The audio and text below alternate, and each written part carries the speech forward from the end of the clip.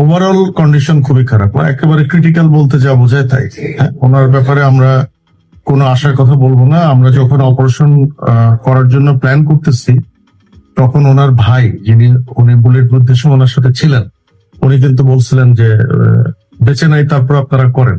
কিন্তু আমরা কিন্তু আশা ছাড়ি নাই, তার সাইন অফ লাইফ কিন্তু ছিল। এবং অপারেশনের ভেতরেও কিন্তু আমাদের অ্যানেস্থেশিয়ার স্যাররা যারা ছিলেন ওনারা কিন্তু বলছেন যে পেশেন্টের এফোর্ট আছে। এফোর্ট মানে নিজস্ব শ্বাস প্রশ্বাসের যে শক্তি যেটা। তো উনি এখনো কিন্তু উনি বেঁচে আছেন, কিন্তু এর মধ্যে উনি 2 বার কার্ডিয়াক অ্যারেস্ট, ওনার ব্লাড লস হয়েছে প্রচুর, ওনার নাক দিয়ে মুখ দিয়েও ব্লিডিং শুরু হয়েছিল লাস্টের দিকে আমরা ওটি কমপ্লিট করার পর। তো এখন আমাদের আমরা পেশেন্টের ব্যাপারে কোনো আশার কথাই বলবো না।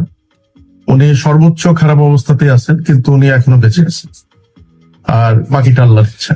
আর আমরা এই ধরনের ক্ষেত্রে যেটা করি, খুলে ফেলি, খুলে মগজের ভেতর যে রক্তগুলো থাকে ওগুলো আমরা বের করে দিই, যাতে ব্রেন বড় হওয়ার সুযোগ পায়, ব্রেনের ভেতর যে চাপটা আছে সেই চাপটা যাতে কমার সুযোগ পায়। এটাই হলো এটার ম্যানেজমেন্ট। তো এটা আমরা করে এখন রুগীর ভালো আইসিইউ সাপোর্টের জন্য রুগীর যারা আত্মীয় স্বজন তারাই প্রেফার করছেন যে এবার কেয়ারে নেওয়ার জন্য। গুলি কি বেরিয়ে গেছিল?